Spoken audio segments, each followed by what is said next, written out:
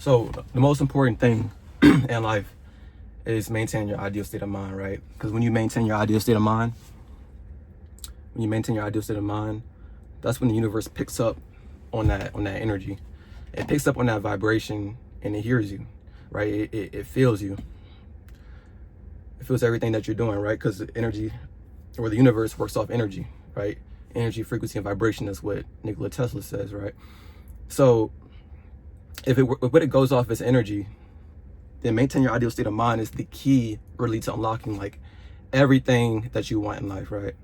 It unlocks everything that you want in life. Because when you maintain your ideal state of mind, right, your conscious thinking mind, whatever is most predominant or whatever is most prominent in your conscious mind, sinks down into your subconscious mind.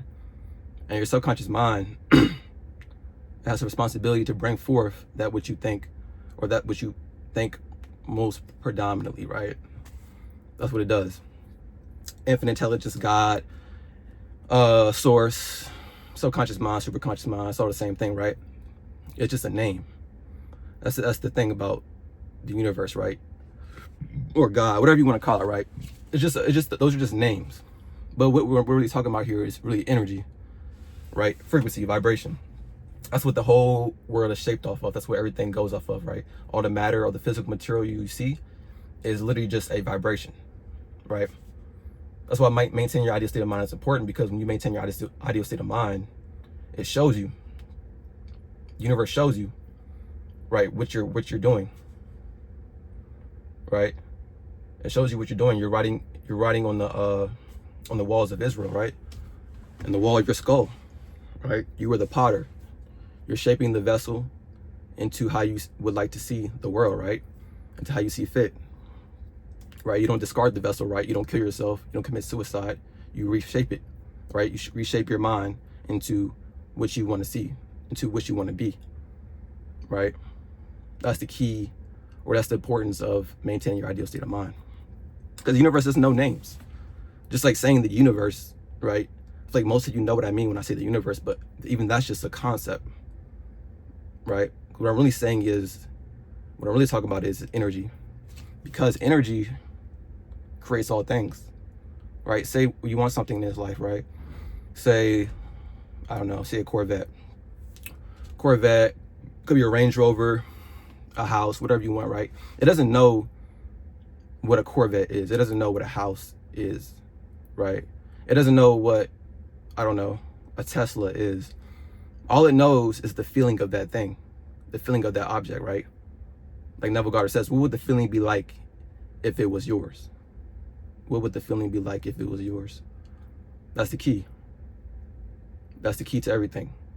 And then some way, somehow, you will obtain that object. You will attain that thing. You will obtain that objective, excuse me. But it doesn't know what it is, if that makes sense, right? So that's why the usual form of prayer, or the old paradigm of prayer, right? You will get on your knees, clap your hands together, and say a Hail Mary, right? Say a Hail Mary for whatever you want, right? You'll pray to whoever, you know. Some people call you their imaginary friend, right? Because you're not really praying to anything, because you can only pray to yourself, right? Prayer is just believing that you have received, right? That's why in the Bible says, I say to you, whatever you so desire, believe you have received it and you shall have it, right? That's what the Bible says, Mark 11:24. Because that's true prayer. Prayer is simply vibrating on the level of what you want, of what you desire, of what you want to see in the world, right? You don't have to change the outside world. You don't have to go out and hustle and bustle and grind to get the things you want. All you have to do is simply be the thing that you want. You have to first become that thing in mind, right? Become that thing in consciousness. That's the key to maintain your ideal state of mind. Because when you maintain your ideal state of mind, right, even if you're just starting the journey, right, it may be hard at first, right? Because you have to constantly give it attention. That's why attention is currency. Attention is priceless. That's why all these social media apps, all they want is your attention, because it creates revenue, right? That's why your attention is currency. But whatever you want, right, whatever you desire, you have to give that thing attention, right? It's a constant practice, right? Your mind wanders off to whatever it may wander off to, maybe doubts, fears, whatever it may be, right? but you have the conscious ability to bring it back to what you desire, to bring it back to what you want to see, right? You get to train. It's a training process. It's a journey, right? Your mind drifts off. You bring it back to your ideal state of mind, right? Your ideal consciousness.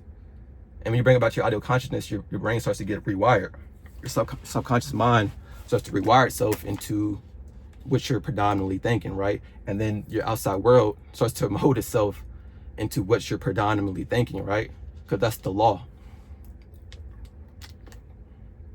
That's really what all the laws in the universe are bringing it back to, right? In just different little forms. That's the law of attraction. What you think about, you bring about. What you think about, you bring about. So whatever you want, right? It's very simple. It's so simple that a lot of people will think it's heresy. They might call you a heretic, right, to even say stuff like this. But life is so simple that whatever you want, you can believe that you have that thing, that you are that thing.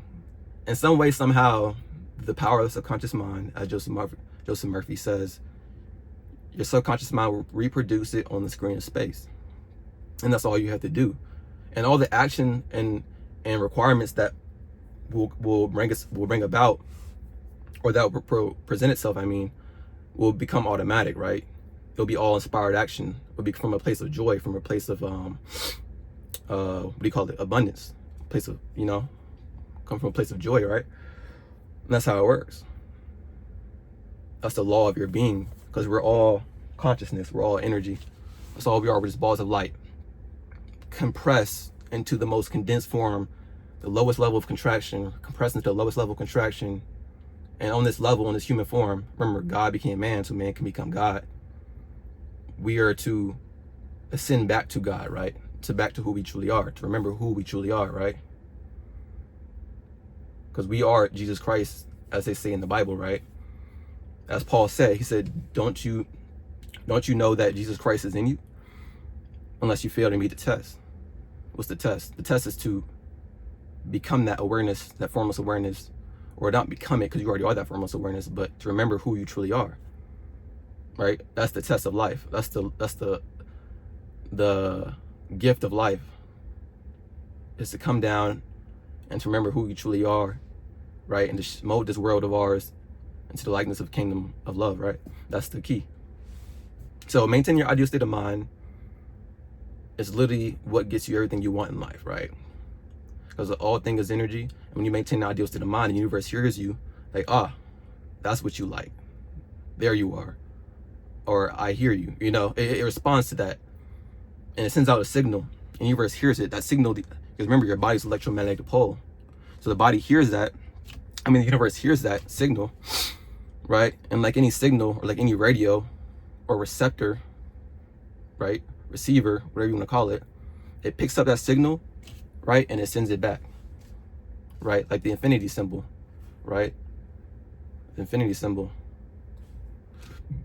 As you sow, so shall you reap. That's the law of the universe. As you sow, so shall you reap. What goes out comes back full 10 times, right? That's why he says paying it forward is a good blessing to you, because you pay it forward. That means you already have it, right? You already have it. Giving is receiving. It's all the same thing. It's just words. That's why sometimes it could be, this information can be kind of confusing sometimes, because words can be confusing. But the only true thing, right? Language is a barrier, kind of. Well, it really is a barrier, but the only true thing is your energy. That's why you can meet somebody and you can feel it, like, this person's kind of, I don't think I can trust this person, or I don't think I can be friends with this person, or I don't think I could, they seem kind of snaky, kind of foxy or whatever. But then you can meet somebody else, and you're like, this person's a really cool person. I really could be friends with this person, or I want to get to know this person more, right? It's because of energy. You can feel their energy. Everything is energy. So that's the importance of maintaining your ideal state of mind. And yeah, that's it for today.